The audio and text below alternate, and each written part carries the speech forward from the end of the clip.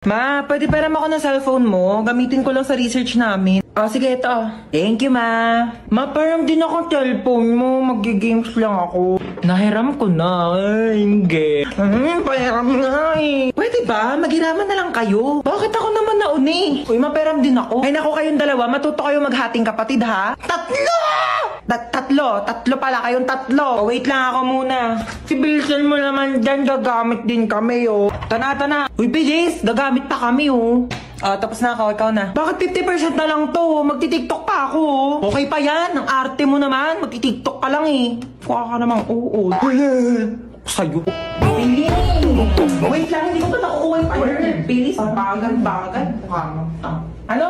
Sabi ko mo, ano na ako maglalaro na ito, lobat naman eh. Bakit umiiyak si Bunso? Binigay niya sa akin yung cellphone, lobat na. Huwag ka nang umiyak. Matagal pa maglo-lobat to dahil may 5,000 mAh massive battery na bongga sa pag-games mo tong Itel Vision 3. Di hinaan ko na lang din yung brightness para di malobat. Hindi na kailangan matagal maglobat to kahit todo mo pa yung brightness, no? Tsaka, mas mabilis mag-charge to kumpara sa ibang phones. Alam mo ba, within 2 hours, full charge na siya at malalaro mo pa siya ng halos 6 hours. O di pa pasabog na? Maakin na lang yung cellphone na yan. Tumigil ka dyan, akin to. O, maglaro ka na.